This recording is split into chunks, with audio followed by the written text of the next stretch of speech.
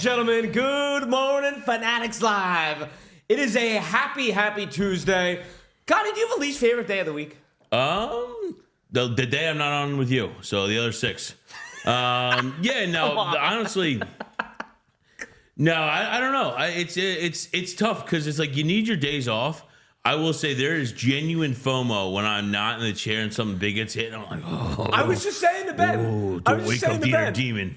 I was looking at this break here. By the way, 16 spots left this morning. Zimbabwe! I think that's what you said after the Ryan Waldschmidt superfractor poll the other day. Yes, indeed. I also pulled Bob went to sleep, but I said, you know what, Bob, I'll tuck you in nice. The other night we hit Snack Pack, Carter Johnson on the sunflower seeds for Bob. And then Sapphire Auto, Jared Thomas to 199. The value spots play, baby. I don't know how they sit there. Real quick, before you get into it, take me out to the ball game at 16 spots, ladies and gentlemen. That's how we start our day, right? Let's go. I was just saying to Ben how I pulled the Bobby Witt 101 last week. That was impressive. And I'm sitting here. here. And the call was natural again. It was good. It was good. I know. I was just sitting here looking at this break, and I was like, I'm chasing that Bobby Witt Jr. 101 high. I got to get my hands back in the cards again. In due time, sir. In due time. So if we do want to get to ripping, of course, I'm not going to stop you guys from taking down some of those spots in the Take Me Out to the Ball Game break. We got Connie in the building. He will be ripping for your viewing pleasure today. But first, we got to do a little something we call Talkin Slab. We're going to be yapping until around 11 a.m. Eastern time today.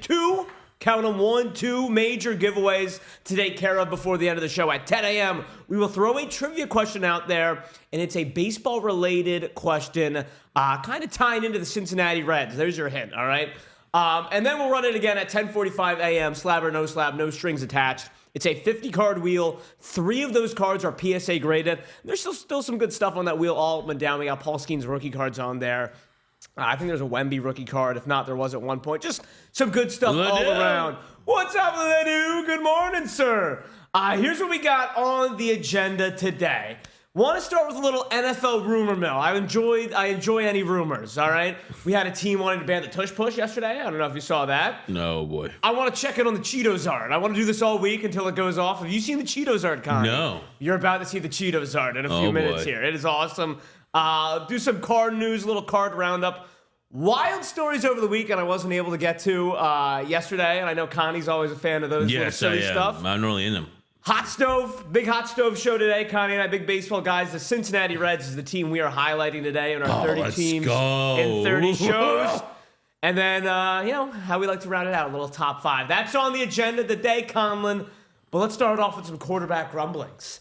Now, a guy who was, last time you were here, we did the same thing with Trevor Lawrence. Okay. But there's another guy who is, his name has been in the news all offseason in the NFL. Yes. I wanted to talk about it last week, never got to it. Headline pops up yesterday saying quarterback Matthew Stafford should get more clarity in talks with agents at the NFL Combine. That's it. That's the headline. And he's the one from the Sleep Number commercials? The Sleep Number commercials? Oh, that's where I know him. Yes, he likes to sleep cool, but his wife even cooler. Okay, so, that's what we're talking about. Kelly Stafford and cool, not in the same sentence in my book, my friend. Sorry, listen, she would hijack this podcast. She was on it. You know what I mean? I would let her hijack this podcast. Are you kidding me? That would be awesome. Now, there was a graphic, Ben, if you wouldn't mind. It's the picture of the 4 teams that there are rumors of. They've shown interest. They've inquired with the LA Rams and Matthew Stafford here. Now, the number 1 team that has been in discussion for Matthew Stafford, thank you, Ben, is the Giants. I think that is why they're first on this list here. So the Giants have been the team that I've heard the most discussion about. The other 3, I think there's been rumblings, but I've really mainly heard the Giants. So the Giants, the Cleveland Browns, the Pittsburgh Steelers, and the Raiders. So just start looking at those 4, Connie. 2-parter. 1, what do you think would be the most realistic? Like, what do you think is the most realistic to happen? And 2, what do you think would be like the juiciest? The juiciest versus the most likely, you're saying? Yeah. Okay. Yeah. And I guess if you want, you could say staying with the Rams too would be if you want to say that's the most realistic. So to me, if Brian Daboll and Joe Shane do have any desire to coach in the NFL again after this season, the Giants should make a power play for Matthew Stafford. The juiciest to me would be Pete Carroll and the Las Vegas Raiders. Okay, why? I'd be very curious to see. Just again, the allure of Vegas. You're going into a now Tom Brady is in the true. building. That's All right, as a mentor. I still can't believe that he's allowed to like make decisions and then also be on the air. Blows my mind, but hey, listen. It was like one of those things that was talked about for like a year, I feel like, and then it happened so quietly overnight, and now it's like, exactly. All right, he just works for the Raiders now. I still think if you're the Giants, either the Giants or the Browns, you probably still draft a quarterback where you're at. But if you want to take Matthew Stafford, how many years do you think Matthew Stafford realistically has left? I think he's 37. Okay. So let's say 3. 40 is the magic number. So yeah. Yeah. So I would say 3 years, 2 of them being really good, third year being like, all right, let's get this guy out of here. To me, there's not a single quarterback in this entire draft class that is a plug and play immediately right now. Okay. Again, I don't. If you're looking at the Connie big board, I don't have first round grades on Shador nor Cam Sanders. Shador nor Cam Sanders. Heyo, the Colonel. No, Cam Ward or Shador Sanders. No first round grades on either one of them. Am I on Jackson Dart? Don't know if I'm TikTok high on Jackson Dart or if I'm actually believe in Jackson Dart, but. Tell you what, man, he's gonna get a lot of women in New York City if he goes to the Jets. So that's what you mean by TikTok high? Yes, Okay. You know what I mean? The edits and stuff. You're like, yo, man, wait a second. Did I miss this year the SEC? I gotcha. Yep. And then you watch the Kentucky highlights. You're like, oh, that's the same guy. Okay. Jekyll Hyde. Yes, indeed. But no, at the end of the day, like I said, so you think Giants is actually the most realistic? Yeah, again, to me, it's like there's no way that Dable and Shane get another pass, right? If they draft Shador at 3, which I'd say again, everything's subject to change, and we're so far away from the draft still that there could be major movement. Yeah. But right now, I was gonna say like if you were to like bet where he goes, I would say that's maybe the favorite. I would have to look at the betting lines and stuff like that. But if they go 3 and 14, they're not retained. There's no way. Yeah, again, I'm shocked John Mara did it this year. I wouldn't be surprised if you're going to draft a quarterback, typically it's like a new regime, you want to get your guy, right? You know what I mean? And that's tough for anybody to come in if they have to clean up after this mess. So realistically, how far away are the Giants winning with a rookie quarterback? 4 years? Very far, yeah. 4 years minimum? Like Malik Neighbors might not be under contract by the time they're ready to win. Does Matthew Stafford now make them a 1 to 2 year? Maybe by the end of the Matthew Stafford era, they're competing and they have a decent enough roster that once his cap hit goes away, they can pay their guys. That to me seems like a more manageable situation in New York. So you're going Giants most realistic. I would have to agree that the Giants are the most realistic because what else are you going to do? If you're Joe Shane, if you have self-respect as the general manager of the Giants, just go out and get it. Now, I was reading reports also because the next question to me is, what is it going to cost to get Matt Stafford? Right. Now, it's kind of 50-50. On one hand, the Rams, they're going to need to give him up, right? Let's say Stafford, he wants to get paid $50 million. That's not speculation. That's a fact. Matt Stafford wants to get paid $50 million. I mean, you just gave Daniel Jones 40. So. I don't think it's that crazy. Like, you know what I mean? Like, is he aging? Yes, but he's probably going to get some 3-year, $150 million contract. Yeah, I could see that. The Rams aren't going to give it to him.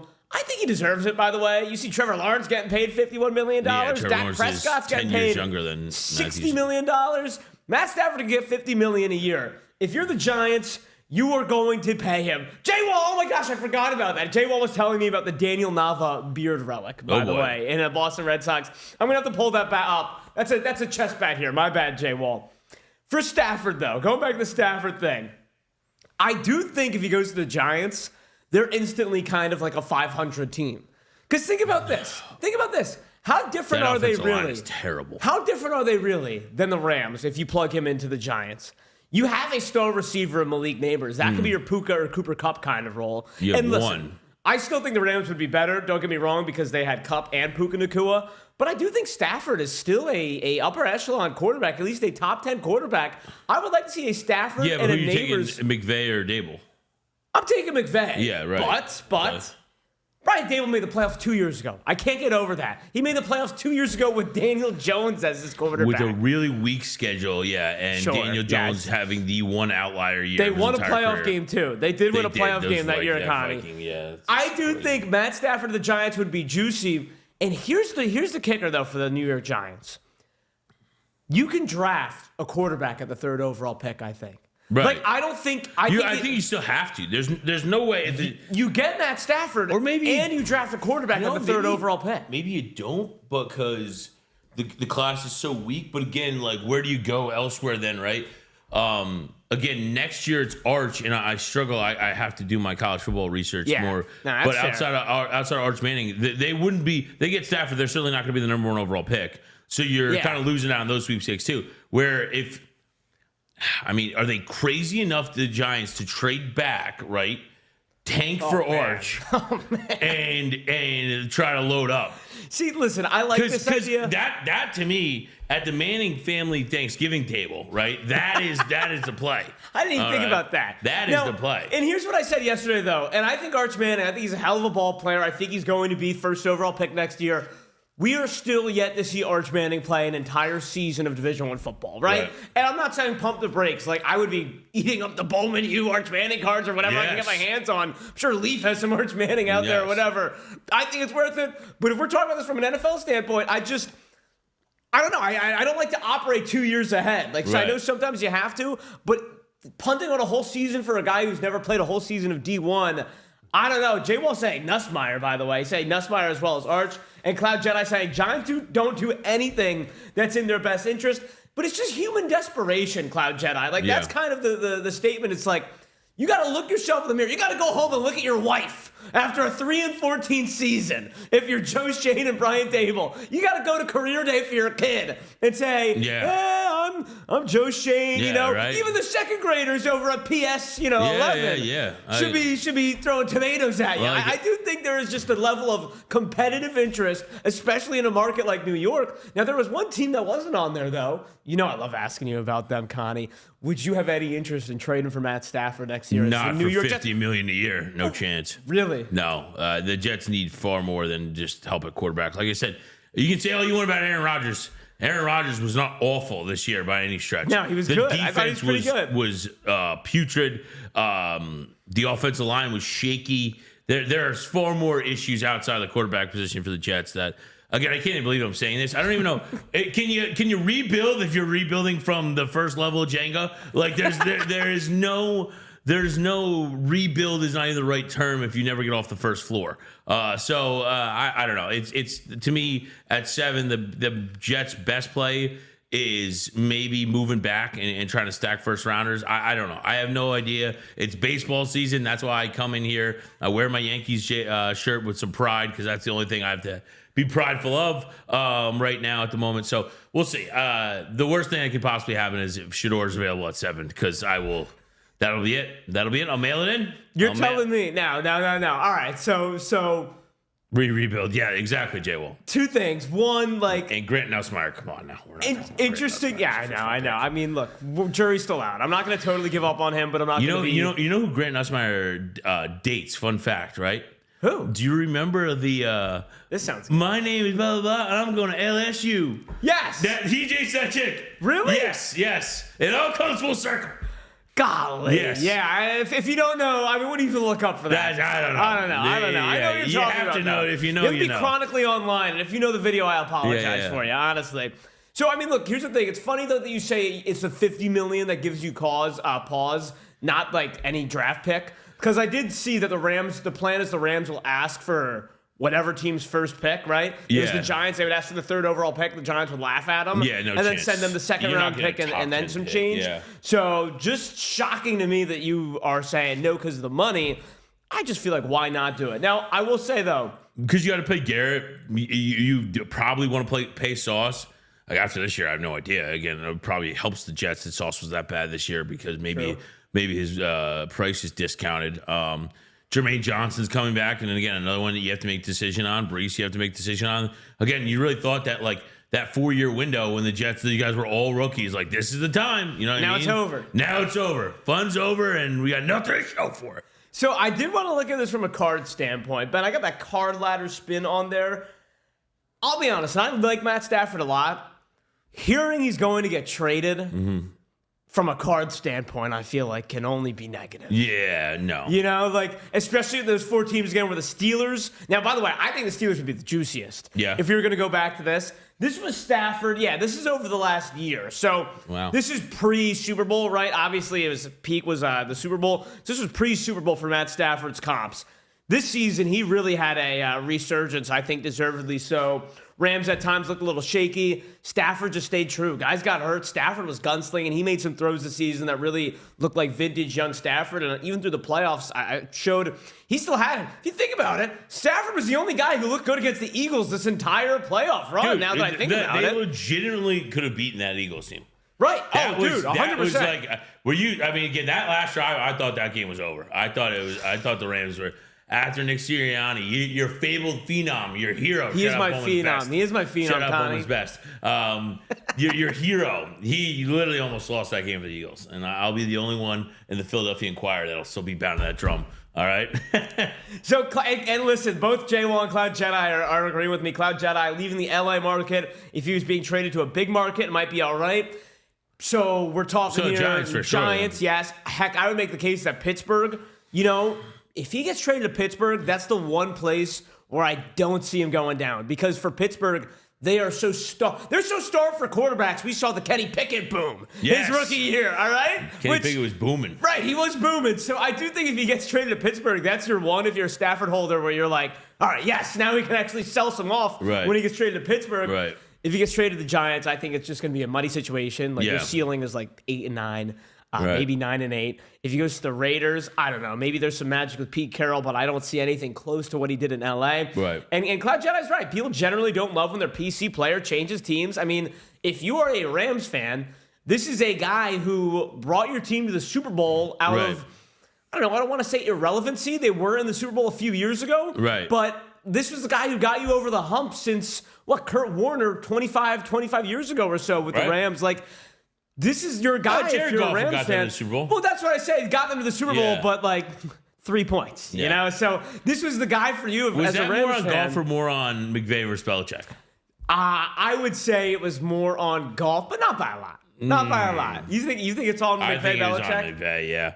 Again, that whole the comment coming out of that was, you know what I mean, how the mic cuts off in the quarterback's head at 10 seconds. And that's when Belichick, the defense would just audible, essentially. They were running shell, and then they would just get into whatever they're doing. And Jared Goff's out there like, this is no longer Madden. We gotta get Bill back in the NFL. J-Wall is right, though. I do think that's a good point. The only team that he goes in they're in the playoffs is the Steelers. Who's the fourth one? It was Vegas, again. Cleveland, Pittsburgh. That's right. But J-Wall's certainly correct. Steelers are in the playoffs if Matthew Stafford's there. Dude, they might compete for the division. I would love to see Stafford on the Steelers.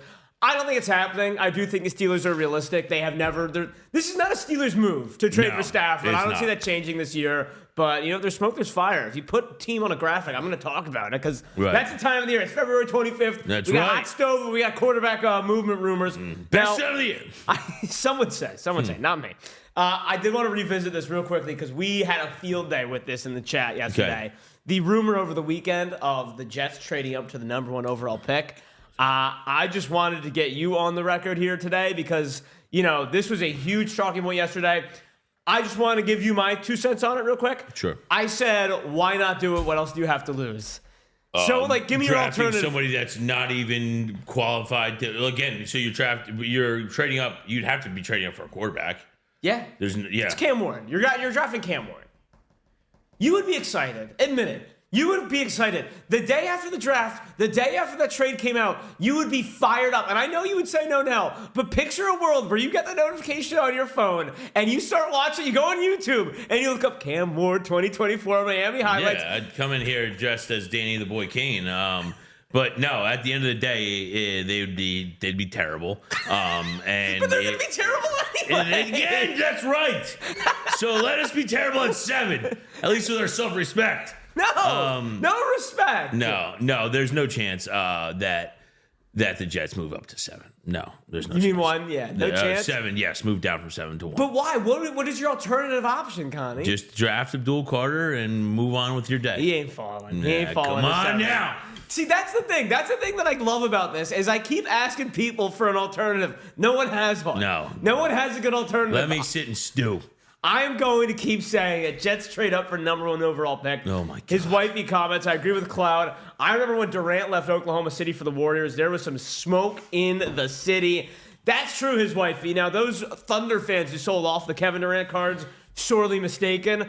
But I can't blame people for betting, selling, buying with their hearts. Right. That's at the end of the day what this is all about. So you said something there also that I kind of want to ask you, and I knew you were going to go down this road because I feel the opposite. You said neither. There is no quarterback in this draft class that gets a first-round draft grade on Connie's big board. Yeah, and that's the big board that's been used by NFL executives for years. So we're saying Stephen A. Smith used that big board. Yes. What's up, Alan? Yeah, Happy Tuesday. I did give him.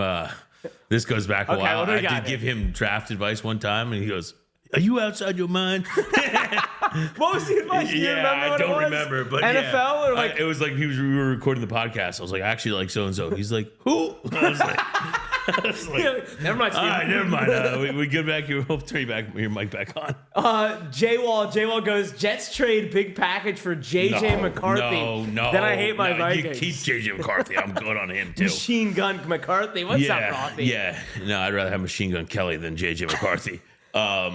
No, there's one guy who I'd be interested in, and again, it would be Dart on day 2. Okay. That would be the only guy that I'd be interested in. Do you think, though, we've gone too far on the slander on Shedeur and Cam Ward? No. Like, it just seems a little... Cam Ward, What's up, maybe. Harvey? Again, I just think Cam Ward didn't have enough games in college. I tagged Cam Ward a little bit with touchdowns in D1 history. With a quarterback. With a fellow... like Anthony Richardson type. Like again, I just don't know. He's got all That's the. bad. I gotta pull up the stats now. He's got all the physical tools. But I don't know. He makes plays. I just don't know if I love Cam Ward. That might be my personal opinion. I could be wrong. You know what, man? I just gotta disagree. Not to be stat guy here. I remember Anthony Richardson's completion percentage of Florida. Yeah. 52%, 54%. I want to say off memory. By Miami kills me. That's true. That is true. Cam Ward, just going off numbers. I'm not a numbersman. Dude, 67% completion percentage, 4,300 yards, 39 touchdowns, leading Division I, 7 interceptions. Not bad, man. Quarterback rating of 172. This is last year. Cam Ward last year. Pretty damn good, man. I am wondering if we as a, not you, we as a... And they didn't make the college football playoff. Did not. In a weak conference. In a weak conference. But I look, revisionist history, disagree with that call. I think Miami should have made the college football playoff. Come on. Or at least it would have been more interesting had Miami made the college football playoff. Yep. Now, here's the thing. If they had made the college football playoff, even if they lose the first game, I don't know who they would have played. Would you feel a little differently? Like, are you holding that against Cam Ward? I would have liked to seen him play better competition, yes. All right. And I can't really disagree with that. I'll be honest. I can't really disagree with that. But ultimately, I think everyone has gone a little too far on this whole quarterback's not being a good thing. Like the Shedeur thing, if he wants to fall a little bit, he's probably going to get drafted higher than he should. But man, like Cam Ward, I'm less on. Like, okay. So you're right, and I will be the first one. I'm not digging my boots in the ground on this one, but I say that more about Shedeur than I do Cam Ward. Like again, do I think Cam Ward is the first overall pick level quarterback? Yeah. No, but maybe okay. If you want to go late first round, sure. Ben, do you mind pulling up? It's the pick of the top 10 draft board because that's what I was kind of want to ask you. Where do you think it actually makes the most sense for Cam Ward to end up going? Because yes, it's most likely he's going to go first overall. We don't think it's going to be the Titans, but he's probably going to go first overall. If we lived in a world where, quarterbacks just didn't always go first overall, you know what I'm saying? Like, let's say 20 years ago, where do you think he would actually go? Yeah, would it even be top 10 here? I'd probably say Raiders. I'd probably say Vegas at 6? Yeah. Yeah. I think it's Vegas or Saints at 9. The Saints at 9 I wouldn't hate. Yeah, I would say 6. It'd be crazy as if T-Law packed his bags and you went at 5 for the Jaguars.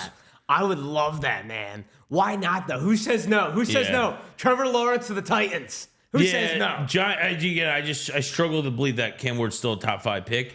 The Giants, the Giants are fine too.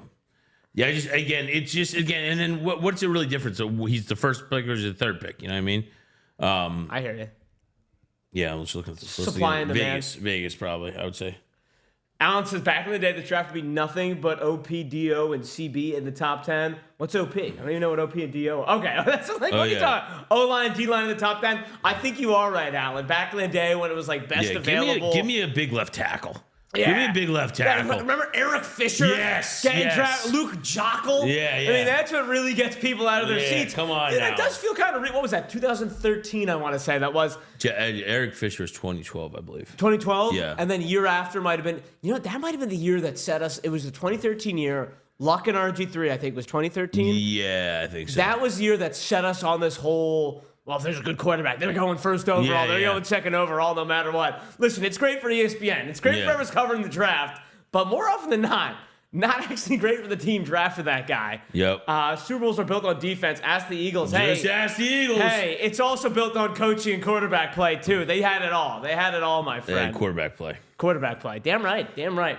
So looking at this draft board as well, it's good. Look, with that draft board, kind of going to the tune of this draft, get on the record here. Travis Hunter will play blank at a blank level all season, Connie. People were coming in this chat asking me, where's Travis Hunter going? And I'm like, guys, there's actually NFL football playing. We have a whole offseason to discuss it. Now's the time. Now's the time to discuss it. I bet actually it's the get on the record Travis Hunter. It's just 4 minutes of Travis Hunter highlights as well. Because I think a lot of people forget. A lot of people forget he's actually a good football player. You get what I'm saying? I don't know if people forget that. I think people struggle to make the claim that he is a elite player at both positions. I really do. Because I don't think he should have won the Heisman. I really don't. I think it just should have been Genty. I think Travis Hunter will be a better corner in the NFL than he will be a receiver. I think he'll struggle a little bit. He is smaller. I think he'll be a better cover corner than he will be a wide receiver. So you think? So do you like? Will he play wide receiver at all? Are you saying? Yeah, he will. Okay. But so did Devin Hester. Remember that. Devin Hester was the R in the Bears offense. Yeah. Travis Hunter will play, if you're looking at snap count, will play 2-to-1 defensive snaps. Okay. Yep. Okay. That makes sense to me. And I don't hate that. I will say. It's seemingly, that's kind of where I'm looking at, right? Again, when you go 4 wide, he might be your D receiver. So the NFL goes X, Z, D, and then R would be your 4th. Look at Connie Ballmer. That's right. That's a former quarterback 100 pounds ago. I will say Travis Hunter will play both positions at a decent level, which But again, is that okay? That's what I'm. Is that okay to draft at number 1? That's kind of what I'm. Player. That's why I'm kind of debating to myself internally. Yeah, again, and I don't think he's nearly the route runner that Devontae Smith. Devontae Smith is an unbelievable route runner. And that's actually a good point. Rye says one injury and then he just goes cornerback full time. Right, that's a very fair point, Rilo. He goes cornerback full time, and then it's like, all right, get out the Travis Hunter package. Yeah, right. For their one big trick play or something like that. Yeah, and again, you want to put him in the wild. You want to get the ball in his hands, put him in the wildcat, do an end around, whatever. You might get, like I said, a few key plays where you just need somebody extra the defense has to account for just based on pure ability and raw talent. But again, a guy that's lining up for an 11-play drive, no, I don't see that. I think so if this guy could be cornerback 2 and wide receiver 3 or 4, which is at the same time, to me. At the same time, I get it. Is that worth a top 3 pick? I kind of think yes, if he can do that immediately. You know what I mean? He fills 2 holes. But when right you draft a number 1 overall pick, you expect them to be there for a decade, right? Right? You hope at least. Is it in 10 years? Is he still doing both? Probably not. Or is this just on his rookie deal? This is what he's going to play. Yeah, probably. Yeah. When you put it like that, it's just if you want to live in this football vacuum where everything goes the right way, right? Which it's hard not to, right? Imagine this guy actually playing both at an elite level. Yeah. It's hard not to. But you know who else? I can't believe no one brought this guy up. Everyone brought up. Is it? Oh, I'm sorry. Yeah, no, you're good. I just want to wrap this point on Travis Hunter. Is this the weakest draft class that we've seen in a long time? I think it's. I think for the Brian Baldingers of the world, the Hardos, it's probably awesome. You know what I mean? Yeah. All the guys were. That's not to say right now, right? Who am I? That's not to say you're not going to find some really good NFL players in this first round. But if you look on paper, it doesn't. Nothing jumps off the page. It's not sexy. Yeah, it's not flashy. It's not like that. I get what you're saying, but I do think that the Hardos, the guys who like the trenches. Abdul Carter. Yeah. I think it's a pretty good draft class. It's just the skill positions, the quarterbacks are not as big as they typically are. Right. All right, it is 10 a.m. It is time to run our first slab or no slab giveaway. And it's going to be a little baseball related today. We had to get a little football out of the way early on. Let's talk a little baseball here in our baseball trivia question today. 2024, looking back to last year before we look forward, which batter had the most strikeouts in 2024? Your choices are. I'll tell you who's going to lead the league this year is Cody Bellinger. Probably. Maybe he rolled over double plays. I saw him swing and miss. He wasn't 4 feet close. It was unbelievable. Elly de la Cruz, Kyle Schwarber, Ezekiel Tovar, and Zach Geloff. Those are your 4 options. Most strikeouts in 2024 from a batter, not pitcher, batter. Elly de la Cruz, Kyle Schwarber, Ezekiel Tovar, and Zach Geloff. I'll be honest, before looking it up, I would have gotten this one wrong, I believe. Now, all 4 of these, it's a kind of think a tough question without looking it up, because these guys strike out a lot. I'll be honest, I did not know Ezekiel Tovar struck out this month. That was the one name that stood out to me. I was like, that's he struck out over 200 times last season. Pretty impressive. Pretty impressive. I think we're getting this one today. I think we are getting this one today. So God said to Ezekiel, can I help you? No, thanks, just looking. It's true, man. There it is. Elly de la Cruz, the leader in strikeouts last season with 218. Do you know who was second? Schwarber. Tovar. Ezekiel Tovar was actually second in strikeouts. I had no idea either. I thought it would have been Schwarber, Harvey. I totally thought it would have been Schwarber. Is Kyle Schwarber Hall of Famer? Great question. I have no idea, to be honest. Well, that's something you sprung that question on your drive home. That you think that stuff. Yeah. Is he? My gut says yes, based on like playoff success and vibes, but that doesn't get you into the Hall of Fame. That does not in the waspy nest. That's the playoff baseball writer of success America. And vibes, man. Jedi says no immediately. Peeps, Elly played every game. Yeah, 160 games for Elly last year. I had no idea. Elly just saw the video of his 101 debut patch getting hit. Yeah, it was very interesting. Yes, he's like, that's 101. Who's got that? He just the whole debut patch and card. Him and Cags aren't on the same level of card knowledge. You're saying? No, Elly de la Cruz. Yeah, that's pretty funny. I didn't see that video. Funny. I meant to send that to you. Yeah. Does he speak English? He does. Yeah. Good for him, man. That's actually really good also this. I think the amount of players that don't speak any English in today's Major League Baseball is far less than 10 years ago. All right. By the way, on that note, we played the video of Vladimir Guerrero Jr. last week. Yes. He was using a translator. Doesn't that surprise you? To me, that's when I really don't want to answer this. So, I was wondering that too. Grab a polo and come sit down. And I also thought that it was he knew he was going to be asked about his contract. He was like, I don't want anything to be left up to I want to make sure I'm getting this in my language before I answer these questions. Or do you just say, hey, they're going to ask this. This is your response. Oh, okay. Yeah, that's why. That makes sense. So I don't want to get caught in a media. Oh, I said this, and that's not what I meant. Yeah. So you're gonna say it, that's and true. it's far less like, oh, from the horse's mouth. It was through Ipe's cousin. So yeah. All right, I do say. Oh, Tani does speak fine English too. Dude, Tani's just the best. He's the best. It pisses me off a little bit. He's that awesome. Yeah. Ben, are you able to pull up our daily check-in on the Cheetos-ard? Did you see this, Connie? No. So this has been a hit.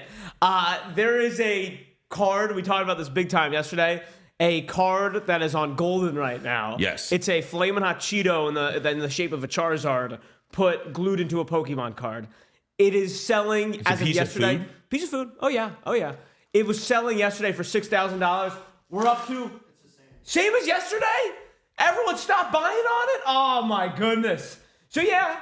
$7,000 is what the bids are up to for the Cheetos-ard. Thank you, Ben, for our there it is, in case you missed it yesterday. Thank you for our daily check-in. We're going to monitor that every day until it finishes, I believe, on Friday is when the auction ends. Just $6,900 short there. Yeah, there you go. It's sort of better than Carlos Delgado.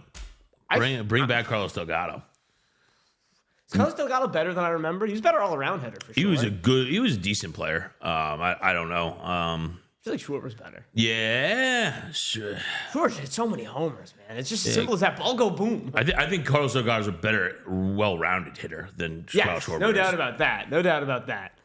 But nonetheless, it's a good question, the teacher. I'm going to have to do a deep dive. You're springing them on me.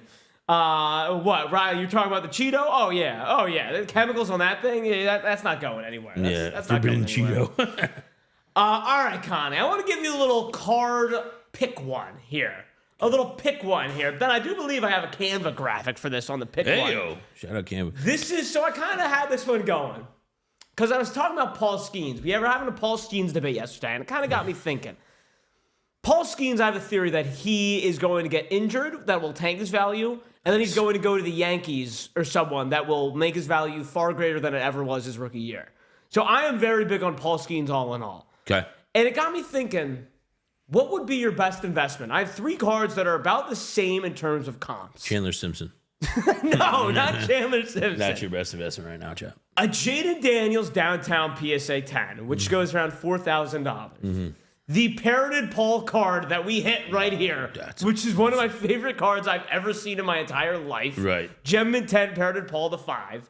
Or maybe the most known commodity of them all, Josh Allen, Don Russ Optic Hollow Auto PSA 10. All of these cards comp a little around either a little under $4,000 or a little over $4,000. Which of these cards are you going to invest, lock yourself into, and why? Yeah, it's not Daniels. It's between Allen and Skeens for me. And because, again, I really do love Josh Allen. And, again, it pains me as a Jets fan because I think he's going to kick the crap out of us for the next 15 years until I have dementia. That's when the Jets will win the Super Bowl. When I can't remember how to put my pants on, is the Jets will be in the Super Bowl. They'll be wheeling me down the steps. Oh, what are they doing? What are they playing today?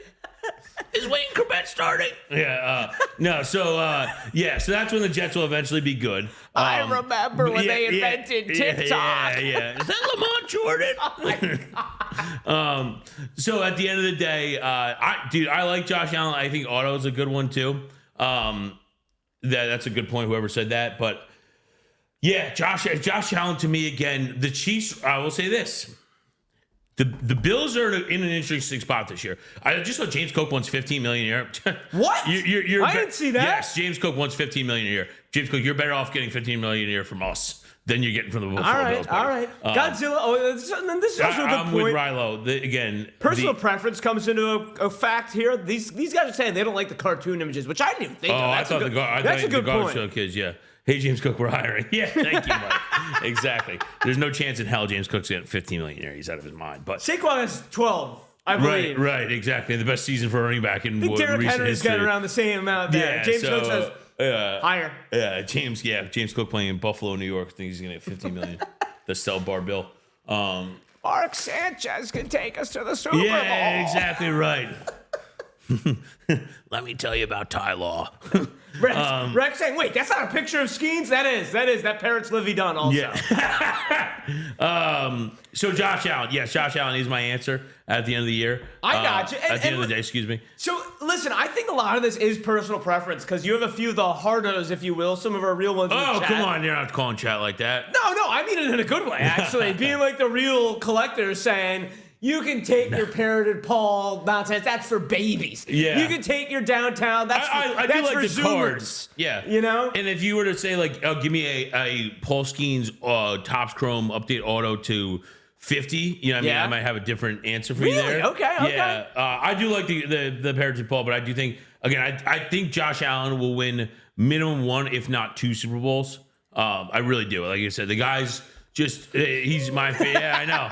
Come on. Wait, a positive sentence about the Bills on Talkin Slab. Yes. That's a first. Yes. I bang the drum for the Bills because, again, what he did with this year with that roster. So, again, if the Bills do right by him and get him some legit talent, I think the Bills win the Super Bowl next year, right now. We're going to talk about There we go. You know, I can't knock that. I did have a dream last night. The Eagles won the next Super Bowl, by the way. I just want to they could very well get that out there. I did. That was my dream last night. I woke up and I was like, all right. Back to reality. Hey, thank you, Jay. Well, I hope so. Call me crazy here. And I do think out of these 3 cards, it actually has the lowest comp of the 3. Really? No. The Allen has the highest. Okay. I might pick the Jaden Daniels card. Really? Yep. I really might. Because to me, I feel like and Paul Skeens and Jaden Daniels have played pretty much the same amount of professional level of their respective sport. Right. I feel like I already know what Paul Skeens is. You know what I mean? And I think Josh Allen, I'm a little bit nervous. I am a little bit nervous. We've already seen him win an MVP. And sure, I do think he can still win a Super Bowl. Right. But for Jaden Daniels, it's door number 3. It's more of an unknown. The sky is the limit for Jaden Daniels in my mind. If I showed you this exact same picture last year, say Paul Skeens is a year, he stays the same, but we go back it up. and we put C.J. Stroud up there. Are you still picking that? The same exact C.J. Stroud off last year's rookie of the year kid. Revisionist history. Yeah, It is revisionist history. It is. But that doesn't. if you want me to that be doesn't honest, worry you at all about taking the Jaden Daniels. Does it worry me a little bit? Sure. I will say I think Jaden Daniels is better than Stroud. I think he has a different athleticism and running element to his game that will carry him. And that's a good point you bring up. Yeah. But I'm sticking to my guns, man. I really am sticking to my guns. It's Jaden Daniels. Like, I hate saying this as a Birds fan. Like, out of all these three guys, they do have one thing in common. They're damn fun to watch. Yeah. Like, I do think these are all three safe investments in general. I mean, it's a tough question. It's picking between your three children here. Although I hear from parents, they all say they do have a favorite child. Did they? Yeah. Do you think you're the favorite child in your family? No. My parents have 3 kids. I'm 4. You're 4? Yeah. I'm the dog. Man. I'm one of 3. Yeah. I don't know. I think it's like a fluctuating. Actually, and I want to say, shout out my sister. My sister's birthday today. So happy birthday, Kirsten. Happy birthday, Conlan's sister. Yes. There we go. It's funny. I think unanimously, though, the chat said Josh Allen. Like, not even close. Yeah. I know my guy Allen here was kind of on my side here. I got to say, I do like the Garbage Pail Kids. It's one of my favorite little inserts and short prints that we have in all of collecting. But I understand why people would say, long-term wise, they want the real rookie card. But yeah, man, there's just like the 3 like hot names I was thinking about towards the end of the season with baseball. And I wanted to kind of do a compare and contrast here. But J.L. says I'm kind of high on Bo. I think he's going to be a star. I don't know. And Cloud Jedi, yeah. Jaden did more with arguably less talent around him. I do think it's comparable, but are we? You all right, man? I disagree. I think it's comparable. Some more card news, man. This is for you and me right here. All right, here we go, real quick. Another I love making declarative statements on the show. It's one of my favorite things to do. Me too. I know. I mean, I like you making declarative statements. Bo Nix will have a better year than Jaden Daniels will next year. What do you put it on the board? What do you want to? What are we betting on this? What are we betting on this? How do we define this, and what are we putting on this? That's fine. Again, I love when people say false, right? Like, is it fast forward me some week 2? Can I already eat crow? No. So again, we got to get people. We got to get a call-in function with Zoom, and then we got to debate, right? With people that just say false, right? False. So here's my reasoning behind it. Sean Payton with a full offseason. Bo Nix didn't even know the full playbook last year until like week 4 or 5. You saw that benefited him. They were dumbing it down. Beginner's for him. luck. No. At the end of the day, a full offseason in the Peyton, you know what I mean, John Gruden quarterback camp, whatever you want to call it. And Bo Nix is going to come out slinging, all right? Slinging left and right. Bo Nix. And I will say, I will go, I'll buy my own bobblehead. I won't break company property. I'll smash an Aaron Judge bobblehead. Right, if Bo Nix has a worse year than Jaden Daniels. My own king. I don't want you to do that. My own king. There's no need for you to do that. Yeah, I will come up with something. What do we need? We need a gentleman's wager on this. That's I'll take Jaden Daniels all day. How would you define it, by the way? How do you define better season? Johnny says tattoo. I'm no tattoo. No tattoo. No tattoo. No tattoo. I'm anti-tattoo guy. Oh, wow. How to define? You'll know it when you see it. Yeah, kind of. Like I said, if there's a gray area, we can have an epic debate for the ages. Right. You know, but I think we'll know when we see it. Schedule that show on Fanatics Live right now. There you go. The there you great go. Debate show. Cloud Jedi says Waffle House 24-hour challenge. Dude, yeah, I do that on the weekend anyway, so that's nothing to me. I was going to say, that's a good idea, because then you film it, turn it into a whole thing. Sharpie, henna tattoo. Henna tattoo, what you do? I'll do a henna tattoo. That's like not good enough, though. Yeah. Like, if you get a henna tattoo, I don't get any enjoyment. You know what I mean? I'd rather have like money or give money. Like wings, like Chris Birdman Anderson, like up the side of my neck henna tattoo. Shirtless rip. You mean Saturdays? Yeah.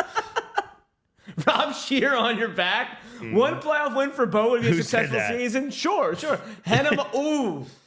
See, I would rather it be positive for the winner instead of negative for the loser. If it's negative for the loser, then I just say no bet. You know, I don't want to lose. No. I don't get any enjoyment for the first 2 weeks of the NFL season. We're talking about yeah. Oh my god, dude, that would.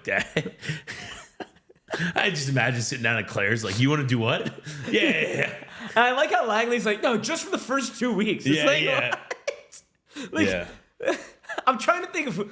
Langley, like, who's winning that? Like, is there something you're not telling me, Langley? Or you're like, Conlan? Aaron Rodgers, Packers says, yeah, dude, I can't with Aaron Rodgers. No, we'll come up with something. That'll be fun. Yeah, I like this. We got plenty of time for that one because I am steadfast. You're out of your mind. Yeah. But by the way, you took Rays or Blue Jays? for more took wins the this season. race. It's You're not, crazy. It's not I even think close. you're crazy. I might hop in on that before the season starts. Do you on the want Blue side Jays. action with I want Kaz? side action. It's me and Beeves. If you wanna, well, Kaz actually likes the Blue Jays too, so you have to find another Rays better. So if you missed it, there's been a bet going around here. Who's gonna have more wins, the Blue Jays or the Rays? Yeah, And, chat. Can we? I know it's not on there. Can we put a poll up? I just want to gauge the people's interest. And we got 1 minute left on the slab or no slab. What? I want to say who's going to have more wins, the Rays or the Blue Jays? There we go. Rays or Blue Jays 2025. Chani's on the Rays, the Chan man. Yeah. Jay Wall's in with Connie. All right. Was a fantasy football bottom team prize years ago. Are you serious, Langley? Yeah, Good I Lord. still have to do the 9x9 challenge. That's right. That's right. In That full would be uniform. Awesome. That would be Spring awesome. training game In for in spring training? Yes. I was going to say either way, it's going to be in that Tin Pot stadium here. Yes, it will be. Blue Jays, I got my vote in right here. And just here for the hobby, I think we can all agree on that one. Red Sox going to have more than both teams here. Cloud, Yes. I don't either, Cloud. I think it could be like a low-key fun season for the Rays. There's going to be a lot positive. But I can't get there. I can't get there in terms of them being like I can't believe how much support the Blue Jays are getting. The Blue Jays are a much better team. That's No, why. they're not. What's No, they're not. Blue Jays pitching staff, all right? That's what you Kevin get. Gausman, Yeah. Bowden Francis. Can't remember anyone else's name. Scherzer. Scherzer. All right, I'll take the ghost of Max Scherzer. Yes, exactly. Over who's the Rays' third pitcher? Does Max Scherzer actually have a home in Toronto? Or does he's living in a hotel? There's no he does chance. not. He There's does no not. chance. Dude, Max Scherzer's the type of guy who's like an absolute freak, and then he gets home, he's like, "Hey, honey, hey, kids." You know what I mean? On the mound, he's like frothing out of his mouth. He seems like such a normal, nice guy. All right, let's see who's winning the slab or no slab here. Put it on the board. DM, let's DMC. go. DMC call, taking down the slab or no slab. Let's see it, 125 or 50 DMC. What did I add today? Oh, yeah, we had another Gunnar Henderson logo fractor on the board here. Junior batting for the entire lineup. Yeah. And your boy, oh my God, why do I forget his name right now? Chandler Simpson. Chandler Simpson. He will. He's dude. Card stock's up 36%. His Bowman That first is autos. wild. Dude, it's insane. Oh, we were right there. We were right there, DMC. Come on. Trevor Story patch. Trevor Story patch number to 25. I think at a museum, dude. Any card number to 25 is pretty I sweet. assume if that's you a ask Red me. Sox Trevor Story museum. I think so too. Red Sox Trevor Story number to Give me a 25. rookie Trevor Story in Colorado. Do you know you want to fund your fun fact Rockies shortstop DMC. trivia question of the day? Okay. Who was the last Rockies shortstop to start at for opening day for the New York Yankees? Wait. What? It was the last shortstop, most notably known for playing By the way, time in the Rockies. Raise one. Well, there's Yes. there could be two answers there. DJ LeMahieu? It is not. It is Troy Troy Tulowitzki. Tulowitzki. There's only two Troy options. I Tulowitzki mean, started for the Yankees on opening day. I want to say 2019 maybe? Was it before Didi? Didi might have been Classic hurt. I don't know, Yankees. but that was unbelievable. I remember. Classic it. Yankees. Like, there's Troy Tulowitzki trotting on out there. Yeah. Oh, due for a big year. Oh, he's hurt. and he's bad. Just like Josh Donaldson. He's no good. Just like Anthony Rizzo. Add to the list. Big name, bad outcome. Nothing for Jeter, basically. Those are tough shoes to fill. No, Jeter had been retired, wasn't he, teacher? Big card could be news wrong. here. The Larry David Super. Yes. Connie. Johnny bought it. No. I was gonna say.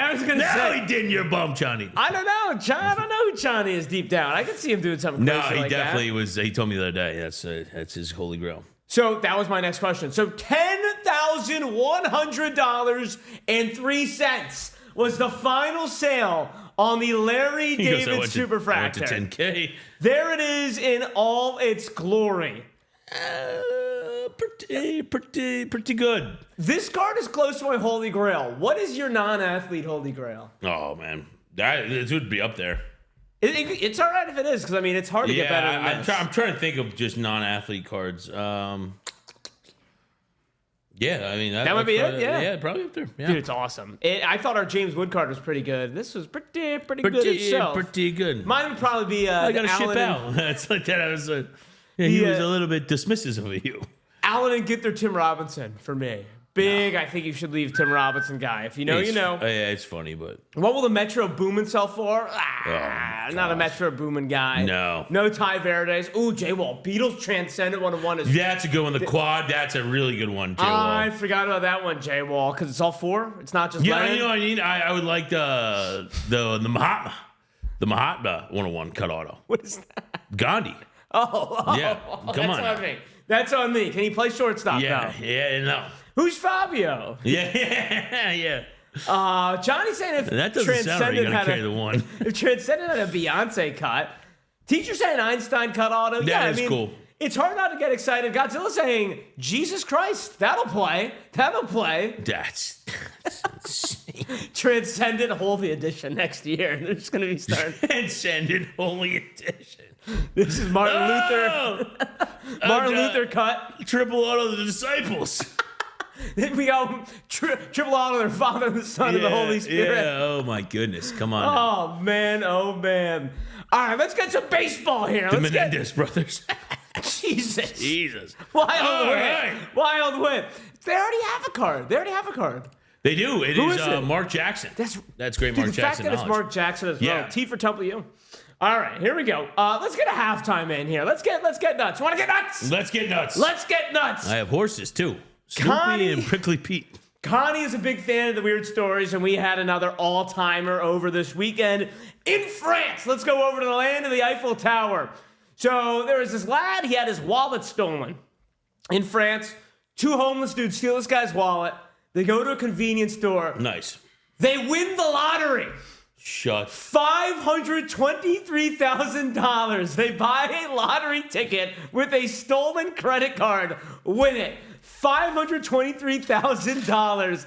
And this guy who had his wallet stolen got a lawyer, and they have said the lawyer. By the way, the guy's name is Jean David, which is like, come on. Not Jean-Paul. Not Jean-Paul. Not Pierre Jauvert. Yeah. This is the story.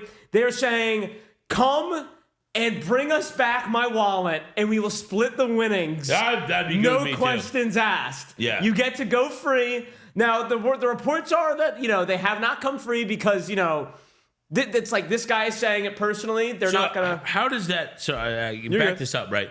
How do they know? So they spent money at the convenience store, right? Okay, yeah. They got a lot. How do you? I don't know where my gap in this is, but it's like something like the fact, like, how do you know you didn't have, $5 in your own? They used his card for the lottery tickets, I assume? I guess so, yeah. Okay. That's what it is. They used the card. The vendor told them 2 homeless men used the card to buy the scratch-off ticket. Nice. They were so happy that they just ran out of the store like crazy people. It was a scratcher? Yeah, it was a scratcher. Wow. They scratched it, won $523,000. Yeah, and they should have been like, hold this for us? Yeah. See you later. Yeah. That would have been smart. So the guy has gone on like France news and been like, without these guys, no one would have won the money. Bring it here. The quote is, you risk nothing. We will share with you, and we will be able to change your lives. The ticket will eventually expire. Time is working against us. And that is where the story has left off. So now we are anxiously waiting to see if the 2 homeless Frenchmen end up returning the lottery ticket and the wallet. I mean, I would return it, right? You would, right? But like, I'm trying to think. The homeless people are definitely like, there's a way we can get all this. Like, I'm not cutting this guy in this. No way. There's no way they can get it all, I don't think. No? I don't know. I don't know the French laws or the French lottery laws. I'm not up But to I gotta imagine they show up and be like, I had the winning ticket. And they'll be like, yeah, this is all over the news. Like, once they claim everyone knows who stole it, right? Right. Let's see. Is there anything else? Now, there was not much news because I think it's a developing story. This came out over the weekend. And it's kind of like, now it's like, all right, what are they going to do? Yeah. This cracked me up. But I think you got at least. If so you're homeless, what do you have to lose? 525? $523. So I think the one dude gets half. The other 2 guys, I think there's 2 guys who stole the stuff together. They would split the remaining. So that's like over $100,000 for each of these homeless dudes. Plus the guy who had it stolen gets $234 or whatever it was.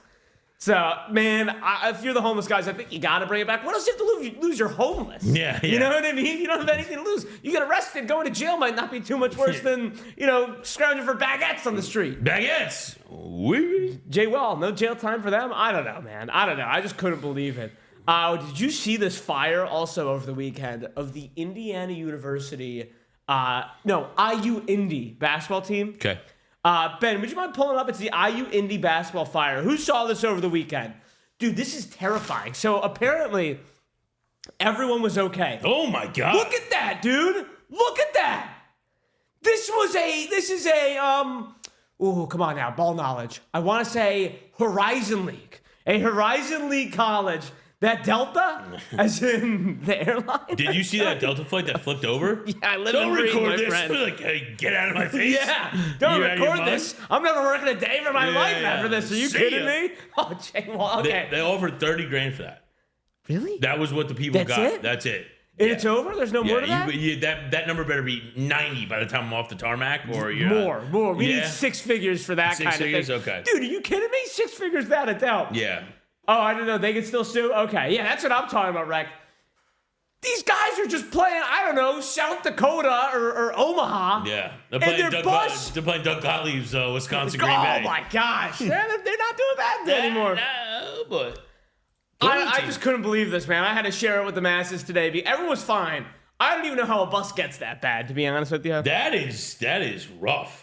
Yeah, that is tough stuff over there. Hope they bought the alternate uniforms somewhere else. Yeah. So yeah, if you see IU Indy just wearing their home jerseys, wearing their- I know a lot of people love the IU Indy roads, but you're Yes. gonna have to miss those the rest of the season. I tell you the what. road grays. All right, let's get into hot stove, Connie. It's time to talk baseball. Talk to me. Let's go. What do you want to go with? I know you want to talk Christian Moore here, my friend. Yeah. I'll just say Christian Moore base refractor right now, $83 PSA 10. He makes the opening day roster. I'm gonna guess that card's up to 150. He's apparently hitting bombs out there in Arizona. I think that he might be the only one of the 24 draft class to make an opening day roster. Okay. You know how the Angels like to move quickly? Yep. All right. They're like dominoes. You know what I mean? Once you put fastest pizza in all the land, 30 minutes. That's essentially what the Angels farm system is like. Christian Moore, if he makes the opening day roster, Chad, is he a hold or sell? That's my question to you. Let me know in the comments. That is a good question, actually. I was reading up on Moore earlier today. This is what The Athletic had to say about him. They brought up what you mentioned. They said the main problem, though, for Christian Moore, he's a bad second baseman. That is their exact words, is that in Pro Bowl last season, they had him playing second base. And to quote the Athletic article, Moore is a bad second baseman. We'll see what happens at third. He probably needs to move to left field. So let's take this a step further. I'm going to pull it up right now.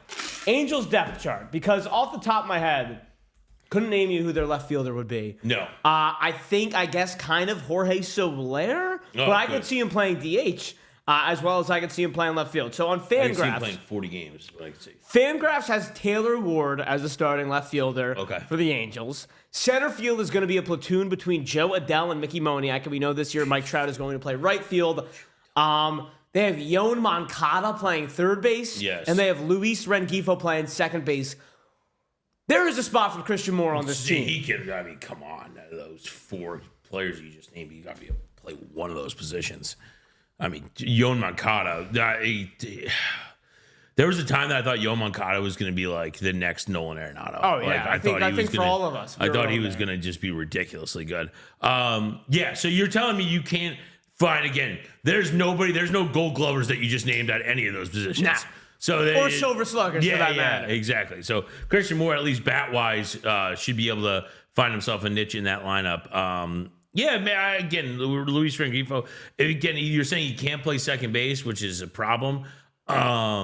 Maybe you move him to third, but again, I almost rather keep Moncada's bat in that lineup than the other 4. Adell and Moniak potential, but then maybe move Taylor Ward. But yeah, I think Christian Moore does find himself on the opening. He'll be in the big league 40. club this year. I think there's just about no doubt about that. Yep. Let me see. I'm looking at this list here. Is there anyone else that I think could make the roster this season at all? I mean, our guy Kags, I think, is actually a good candidate. 115 off the bat? Yep.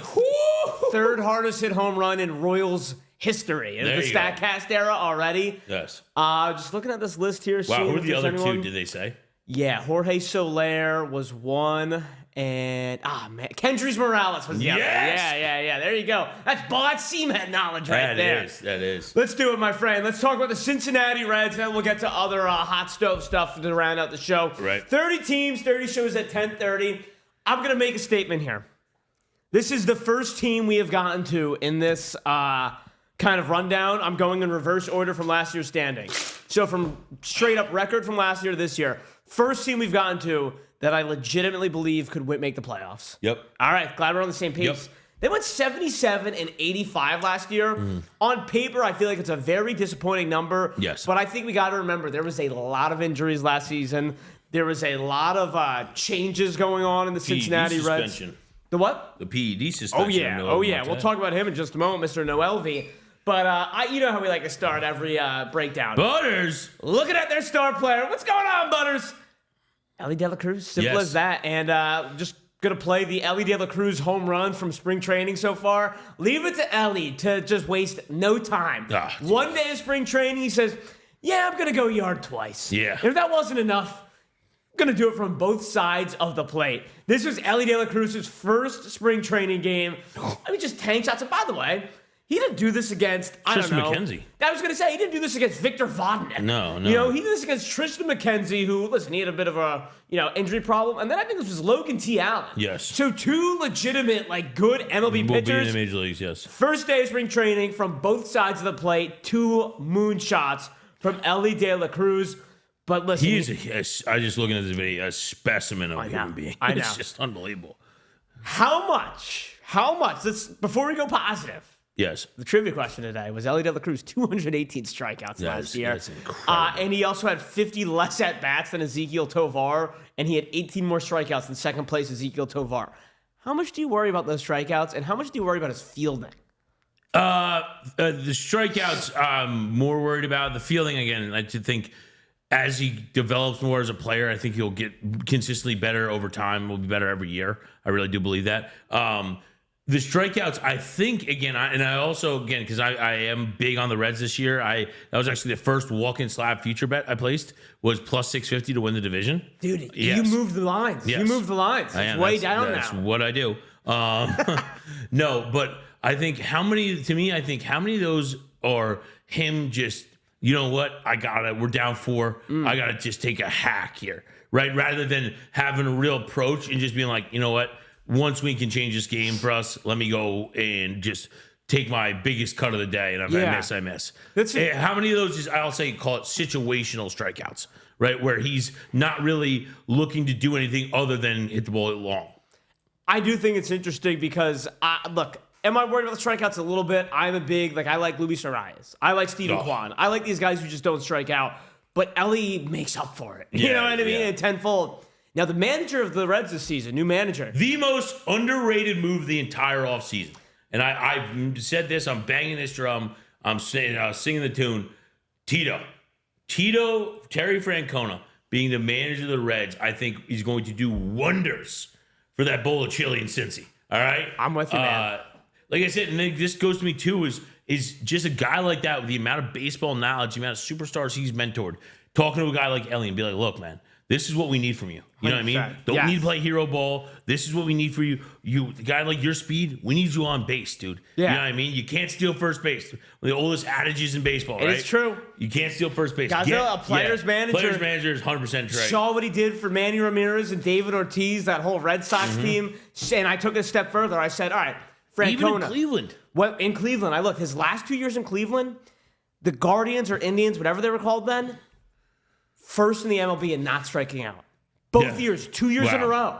So I think this is going to be huge for Elly De La Cruz. And as electric as he's been, I don't know if it's going to have to sacrifice a couple home runs, but I think the average will go up, and I think the strikeouts will go way down because Terry Francona had the least strikeouts per game in the entire MLB 2 years in a row before his tenure ended in Cleveland. Now, star pitcher for the Cleveland Guardians, we could agree it's Hunter Green, right? For the Cincinnati Reds. Did I say Guardians? Yes. Yeah, my bad. For the Cincinnati Reds. Yeah. Cincinnati Reds, it's got to be Hunter Green. Ben, I did grab that Hunter Green's #1 video from last season. You remember this last year? Now, Hunter Green had a really good close to the season, but for me, this is what I remember Hunter Green's season being. Oh, yeah. Oh, come on. I'm sorry. Should have given a trigger warning this morning. Come on. Some people might be eating a bowl of cereal here. I got a Zin and coffee in my mouth. My stomach's already playing yo-yo. Dude, I think he's done that twice, by the way, in his career, if I'm not mistaken. Who is this is my little side topic. Who's the old Reds guy, the pitcher, that got into it? I think it was with the Pirates. The one time he sprinted off the mound Oh my God! You mean slider and nothing else? Yes, you know who I'm talking about. Oh my goodness, it's killing me. He went by his initials. Yeah, he started a brawl. Oh my goodness! Help us out here. Help us out. Oh, I know exactly who you're talking about, but his name is escaping me right now. It's driving me insane. Yep, that's a great shout though. All right. Now it's time to get to the video that defined their season. And it's a shame because for the first few teams, it was just blooper highlight reels. And I did this yesterday with the Pirates of Paul Skeens, and I thought it was very fun, and I kind of want to run it back today with the Reds and Elly de la Cruz. So yesterday, we just watched like 7 minutes of Paul Skeens just tearing batters apart and kind of discussed like how good is Paul Skeens. I'm wondering about Elly de la Cruz. Is he almost underrated in today's game? And I kind of want to like pinpoint where he sits in today's, baseball landscape. So, Chad, I want you guys to weigh in if you don't mind. Like, when do you think Elly de la Cruz, is he top 10? Is he top 20? Where do we put... He's certainly not in top 10. Where do we put Elly de la Cruz? So, Ben, if you don't mind, we play a little Elly de la Cruz highlight reel from, I believe this was all from last season. But Elly de la Cruz, how good is he really? Where do you rank him in the MLB, Connie? I would probably say, this is always tough because you want to put a number and then you give another player's name. You're like, I don't think so. He's certainly not in the top 10. Just Witt, Gunnar, Trout, Betts, Judge, Shohei, Acuna, like right there. You know what I mean? You're already pushing outside the top 10. But again, if you look into the top 20, I'd probably say top 20 with a generous top 25. Like it probably in that range. Like I said, but again, you can't strike out the league in strikeouts and be in the top. You know what I mean? Yes, Amir Garrett. Amir Garrett. That's right. Yes, his wifey. Yes. Yes. You can't lead the league in strikeouts and be in the top 15. Yeah. Certainly not top 10. There's just no way. I'm going to go a soft top 15, I feel like. All right. And that's like without doing a full 14 guys ahead of him. Right. I have to, and maybe it's a little too optimistic. I just think, as we quickly forget, he stole 67 bases last year, man. He stole 67 bases. Yeah. Like, not only can he hit these tank shots, but the speed is just ridiculous from Elly de la Cruz. Right. He is electric, and the strikeouts aren't a problem, don't get me wrong. But I do think the home runs, like... Does he hit him far? Yes. Yep. I think he can hit even more home runs. There's no reason, like, the Shohei Ohtani, the 50-50 thing we say we're never going to see it again. We could see it with Elly de la Cruz. I don't believe that to be true at all. What do you mean? The 50-50 thing again. I think there's multiple guys. Elly being one of them. I think Ronald Acuna Jr. can do that too. 100%. Yeah. Yep. So here we go. This is where I think it gets tough. And it's tougher to kind of pinpoint him in terms of all the players in the MLB for Elly. How about this? We're doing, when you play video games, you do the fantasy draft mode. Right. If we were doing that today, if you're redrafting the entire MLB, so we're taking age into account. Cool, okay. Where do you pick him? And let me throw these 4 names out here. How old is he right now? 24, I believe. 23 or 24. I can double check that for you. He's 23 or 24. Would you pick any of these guys above him? Okay. Gunnar Henderson, Jackson Merrill, Julio Rodriguez, or Paul Skeens? If you had to pick... We're playing fantasy baseball? That's what it is? No, you're just... building a team? You're a GM, and you get to... Everyone's on the board. Every single player in the MLB is on the board, and you get to redraft. Where do you end up picking Elly de la Cruz? I mean, look, I think obviously you pick Bobby Witt over him, right? Ohtani, even if he's older, you probably pick Ohtani over him. I'd probably... these were the 4 names that came to mind in terms of other young guys that it's going to be tough. It is going to be tough. Damn, you could really make an argument he could be one. Out of those guys? Yeah, I think Gunnar, I'd probably go, but what's Gunnar right now? 24. Gunner's 24. Give me Gunnar, and then give me... I do think Skeens is going to eventually get hurt. Now, Joe, the one I was thinking was Merrill. Merrill's 21 years old. Yeah, that's what I was thinking too, Joseph. Merrill's I thought Merrill should have won the Rookie of the Year, honestly. It's so tough, man. It's so tough. I'm done debating that. What's the Merrill? I just don't want to watch enough Padre baseball. What's the Merrill power statistics look like? What did he get, 20 homers? Is he going to be a guy that's ever? If Merrill can be a guy that ever gets to me over 35? 30? Okay.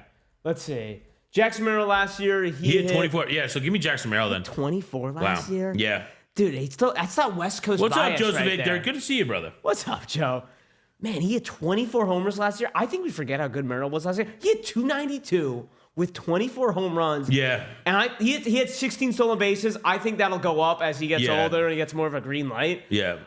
His OPS was 826. For comparison, what was Elly's OPS last year? Because listen, home runs are sexy, but I'm curious what the OPS was. Yeah, I'd probably take Merrill then. Yeah, for sure. I was curious about the power numbers from Merrill. OPS was 809 for Elly. So hold on now. Jackson Merrill actually had a higher OPS last season. Mm-hmm. Damn. Merrill had a higher OPS than Elly. See, that's something I didn't realize until we just said it right here. That's what I was, again, that's the... Now, would it be fair to say this, though? The ceiling for Elly De La Cruz, I think, might be higher than Merrill. Now, there's already more holes in the game of Elly De La Cruz. Right, again. See, this is why I think it's a worthy discussion, because the highlight reel of Elly might be better than anyone in the entire league, aside from maybe Ohtani. He was a stud and got robbed. So, Joe, I initially said he got robbed. The more I think about it, the more I'm like, maybe we just got to throw our hands up and say this might be the two best rookies we ever saw in one league. You're right, again. And there's no right answer. There's no right answer. You know what I mean? Again, either... If they were, you know what I mean, split leagues, they would have been, you know what I mean, the American take Luis Heels Rookie of the Year away and give it to Jackson Merrill. 100%.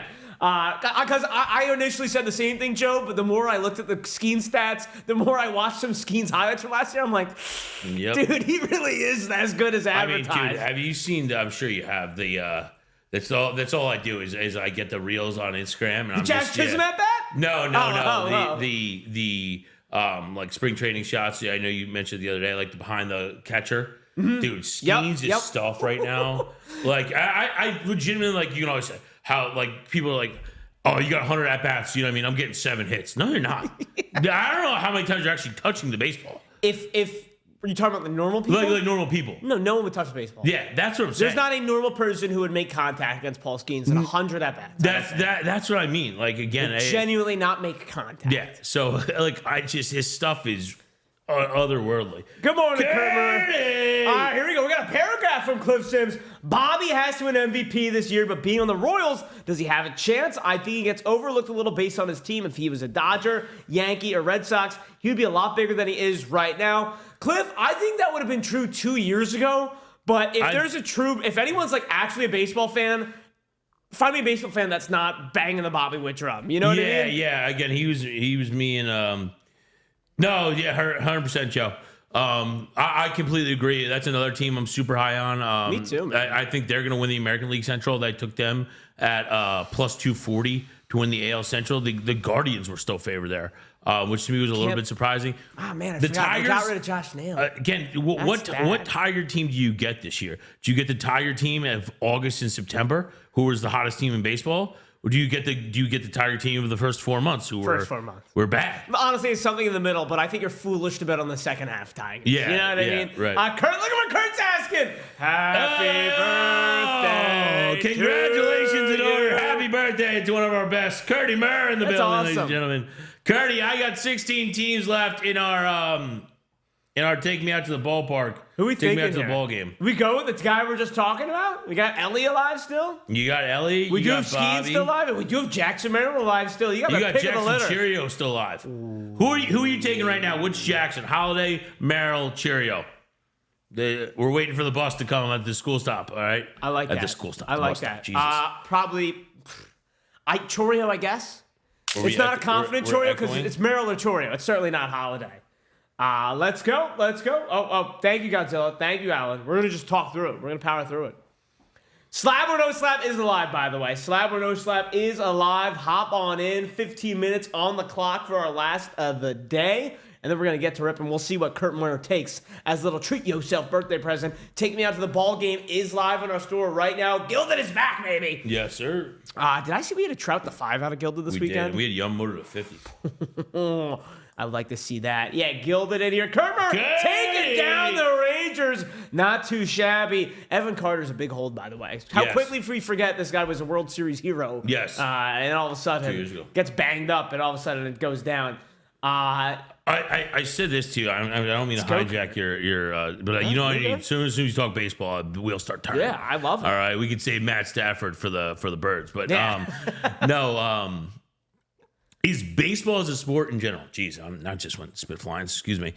Is baseball as a sport in general in the best position of the 4 major sports right? 4 major sports. Yes. It's hard to not say NFL, right? Really? Yeah. Young talent wise? Were you that? I thought you meant in general. No, I meant young talent wise. Young talent wise, is baseball in the best position?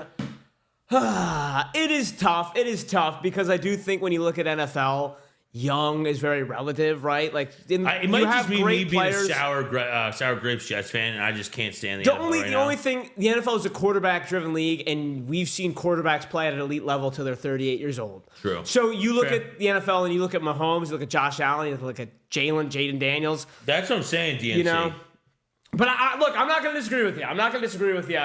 MLB, as far as young talent-wise goes, it feels as good as it's been in a long time. Because even there's levels to it, right? You have the truly, truly young crop of 20-year-old Jackson Chourio, 21-year-old Jackson Merrill, and then you have that second level of like, Juan Soto's still only, 26, 27 years old. Yeah. Acuna's 27 years old. Right. You know, so like Bobby Witt Gunnar, 24 years old. You currently have the greatest player of all time playing. Shohei Ohtani. No, that's right. Yes. Right. Yeah, like, the baseball's greatest player ever. Here we go. We got a big comment. Well, Cliff, not many care about Hoyt Park. He's a great guy and a solid season with the Aviators last year. Any updates on him? I got no updates on Hoyt Park, Cliff Sands. That's a name I'll keep an eye out for. DM agreeing with you, Cliff. On the other hand, I like this name. Tyler Soderstrom was the most arrogant player I've seen.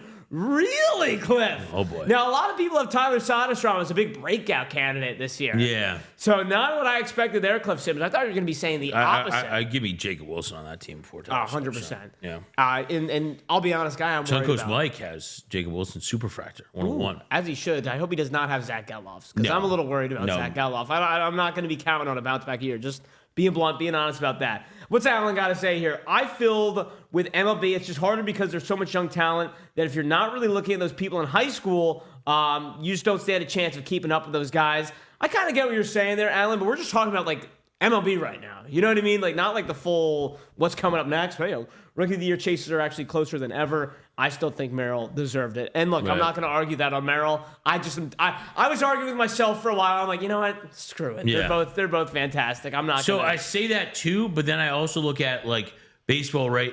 Are the Dodgers?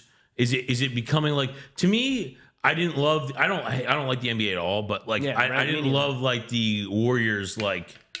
I don't know, dynasty. It was a dynasty, so I'll give them that. But like, I thought those years were just uncompetitive. You know what I mean? Are the Dodgers getting to that level of nobody's going to compete with the Dodgers? We'll find out quickly, I think. Yeah. No, we won't find out quickly. We'll find out by the end of the next year. Yeah. Right? Because we've seen the Dodgers have teams similar to this, and they get bounced in the wild card or the divisional round. The division round. So. Last year, I was just waiting for the shoe to drop with the Dodgers and have them blow it like they always do. That never happened, unfortunately. We're going to find out this year. Ultimately, I think you're foolish if you pick against the Dodgers. It's the most...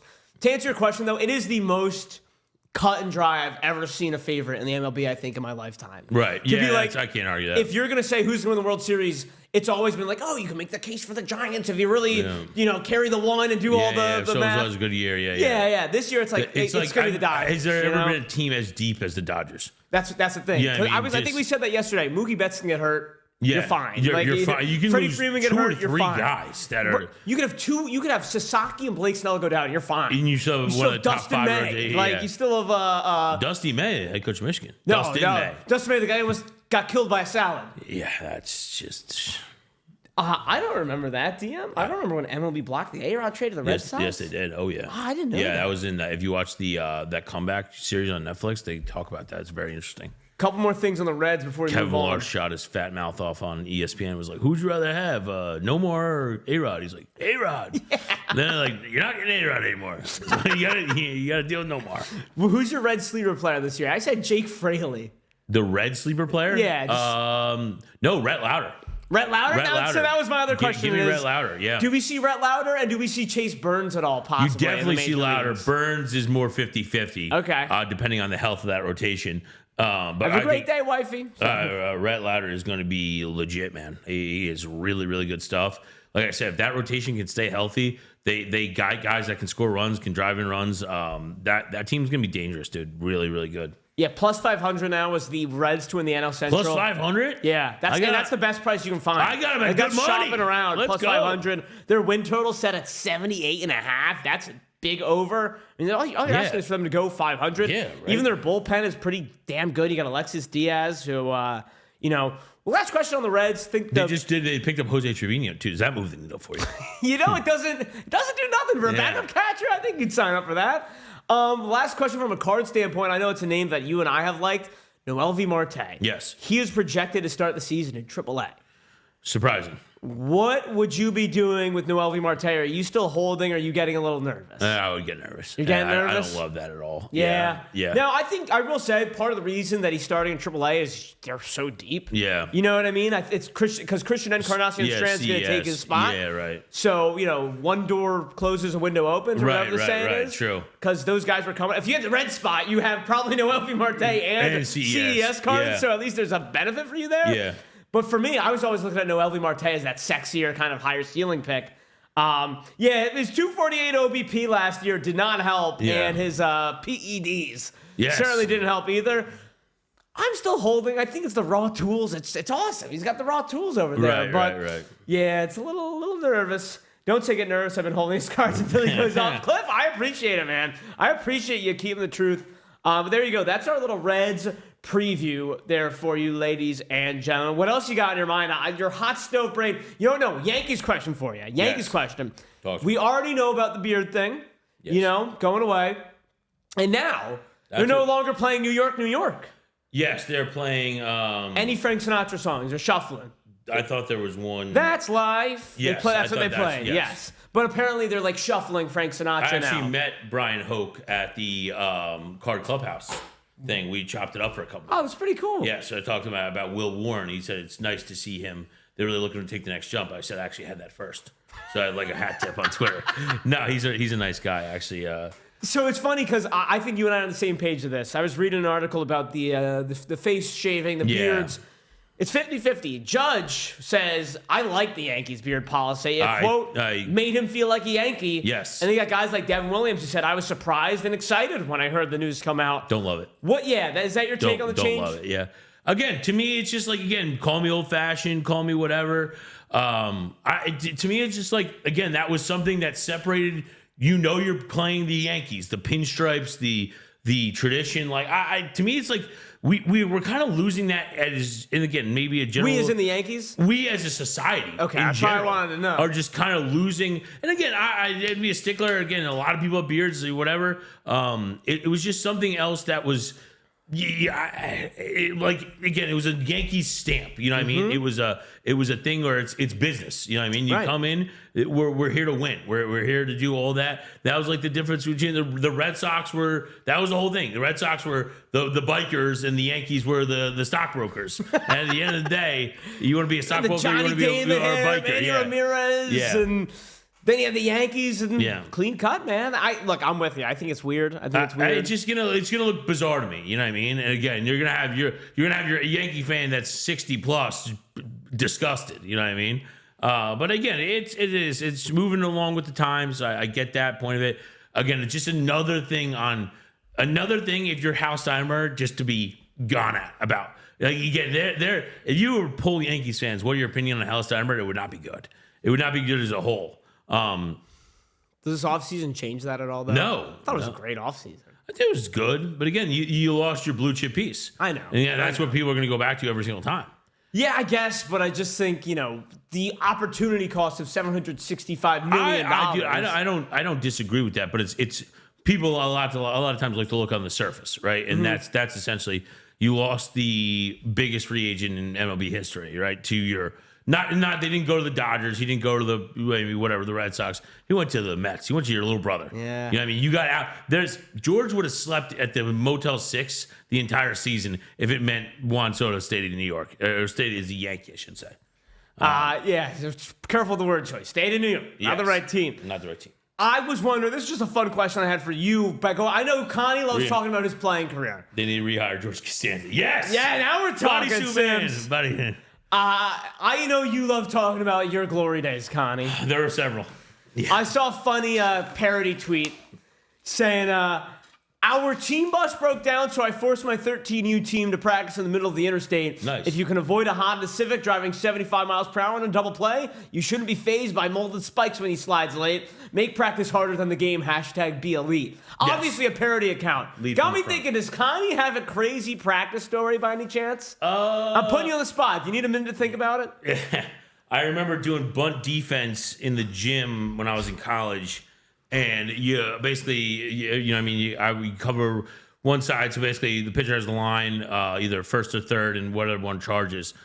I screwed it up first day. Our first baseman had football offers from some pretty high D2s. Oh no. Played D tackle.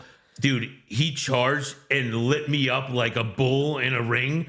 Dude, I thought I broke my collarbone. He hit me so hard. Day one? Yeah. He hit me so hard. I was like, oh my God. Another one was, so this is football now. So in New Jersey, it was illegal to do 3-day practices. 2 days were legal, 3 days were not. So we used to every year for high school football go out to Lycoming, Pennsylvania. Beautiful Lycoming. It's past Williamsport, so about a 4.5 hour drive. Drove through there. And for a week, we would do 4 days. So you woke up at 5, morning run. Sounds horrible. Morning run was 5 to about 6:30, 3-mile run. Then it was you ate something, which again, by the time your body was just rejecting food at that point. So practice from about 9 to 11, lunch 11:30 to 1 to 4 next practice, dinner. Practice from 6 to 7:30, and then it would be film. But if the film didn't look good that day, it was just practice again. Oh boy. 8 to 9:30, and then get back in and sleep from about midnight to 5. So that was a week. Yes, that was. Again, I tell you what, I could have enlisted in the Marines after that because I was never in better shape in my entire life. Johnny, this one's crazy. My JV coach put us in groups of 3, pitcher, batter, fielder. Put all the batters up the first base line. Then pitchers stood in front of them, and we took batting practice 5 at a time. Yeah, that's crazy. I got to see a video of this. Yeah. Did anyone get hurt doing this either, Johnny? Yeah. I mean, this seems like a liability. It lasted 2 pitches. All right. The fact that anyone thought that was a good idea at any time blows my mind. Yeah, no. Quick time for a top 5 here, Chani. Chani, you approve the top 5? Yeah. Minute and a half, rapid fire. So Johnny's the program director. We got the combine coming up. Yep. I hate the combine. Hate These combine. are the top 5 overhyped sporting Hate the events. Drake. Number 5, the MLB draft. Now it's only number 5. It's not hyped up that much. In these circles, though, it's hyped up a lot. Yes. I will do my research on these guys after they get drafted. I can't care about the MLB draft. Number 4, the Summer Olympics. You can take your Olympic basketball and shove it. Summer Olympics are a bad event, and everyone will come out of the woodwork. Oh, gymnastics. No, don't give it to me. No. Number 3, this is where it gets surprising. The Final Four. I am a huge college basketball guy, but once you get to the Final Four, it's actually worse than some of the other basketball. You got to put them in these big basketball stadiums. Wait, so I'm sorry. What was the genesis of this? What was the, overhyped events of the year. All right.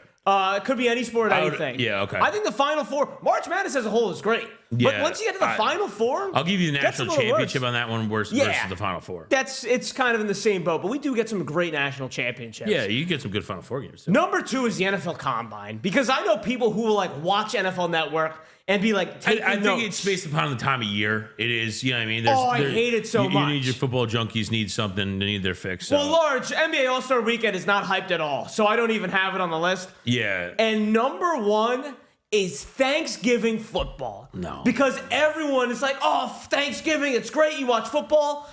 Thanksgiving football has been bad for years now. The way I would put it, it's like getting a school lunch that is built up like Burns Steakhouse at the end of the day. My number 1 overhyped one is Thanksgiving football. And the Irish smoke 420 takes down your slab or no slab lassie today. There we go. Let's do an Irish smoke. 1, 25 or 50. Give it to me. Yes, sir! Wow. We got a slab! Wow. Put that in your pipe and smoke it, lad! Corbin Carroll, Wow. Cosmic Rookie Card, Gem Minton. Whoa, Nelly! That is a nuke right there. Congratulations, Irish Smoke. When's the last time we had a slab?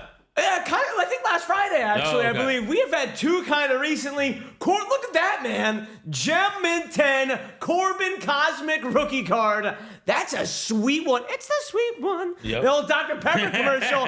Big congratulations to Irish Smoke 420. Bounce back year coming as well. Hold that at least for like 3 months. He was hurt all last year.